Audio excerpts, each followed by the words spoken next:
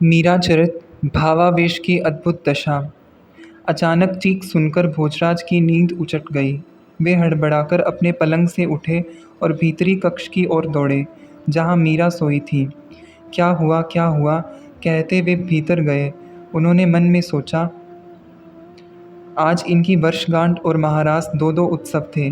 मीरा का हर्ष उठना पड़ता था।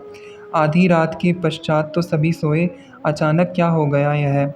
पलंग पर औंधी पड़ी मीरा पानी में से निकाली मछली की भांति तड़फड़ा रही थी।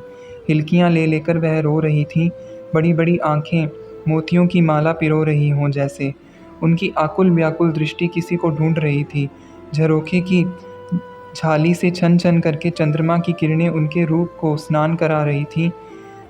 सिरहाने की ओर पड़ी हुई चौकी पर भोजराज बैठ गए। कक्ष में घूमती हुई उनकी दृष्टि अपने सामने भीत में लगी बड़ी आरसी पर पड़ी। उसमें अपने प्रतिबिंब को देखकर वे स्वयं चकित हुए।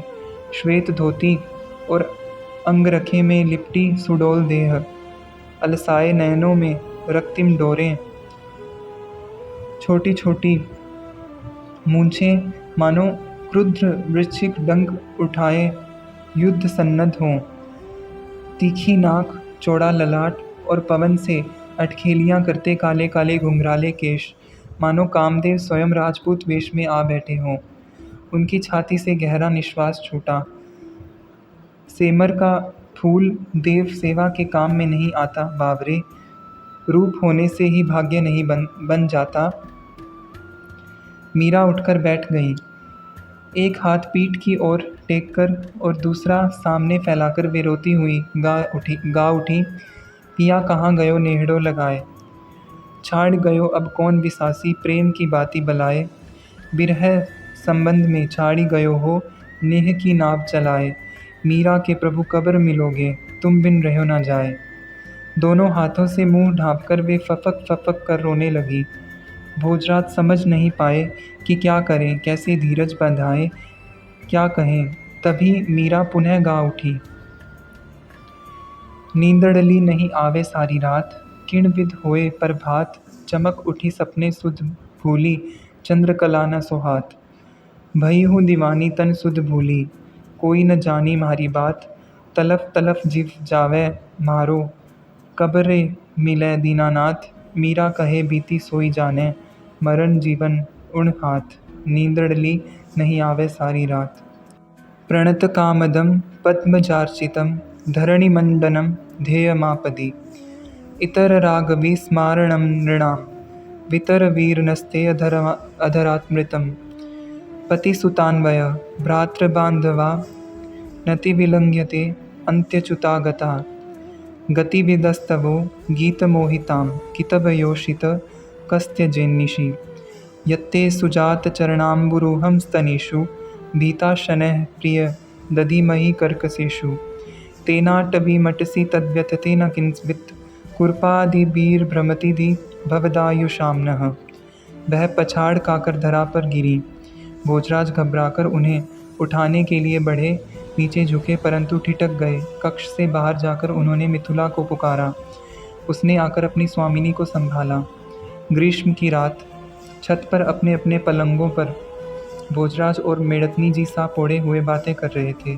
कुछ ही देर में भोजराज को अनुभव हुआ कि उनकी बात का उत्तर देने के बदले मीरा लंबी लंबी सांसें ले रही हैं। क्या हुआ, कहीं पीड़ा है? उन्होंने उठकर बैठते हुए पूछा। तभी पपीहा बोल उठा, लगा जैसे शोर बारूद में चिंगारी पड़ गई हो।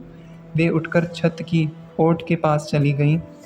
उस पर सिर टिकाते हुए रूंधे गले से कहने लगी, पपैया रे कद को बैर चितार्यो, मैं सूती छी भवन आपने पिय पिय करत पुकार्यो।